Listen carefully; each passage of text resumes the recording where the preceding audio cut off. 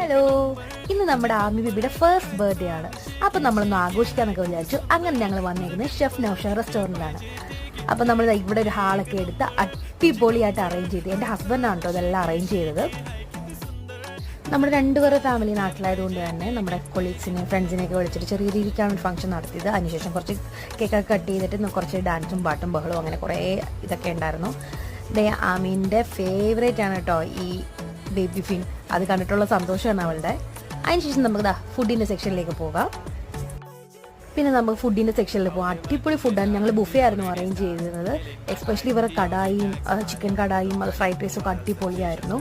ഞങ്ങൾ മിക്കവാറും മിക്കാൻ്റെ കമ്പനിയിലെ എല്ലാ ഫംഗ്ഷൻസും മിക്കവാറും നടത്തുന്നത് ഈ നൗഷ ഷെഫിൽ വെച്ചാണ്. അപ്പോൾ അതൊക്കെ കഴിഞ്ഞപ്പോഴത്തേക്കും നമ്മുടെ ആമി ബാബ നന്നായിട്ട് തളർന്ന ഒരു പരുവം. അയാൾക്ക് നല്ല ഉറക്കമൊക്കെ വന്നിരിക്കുകയായിരുന്നു.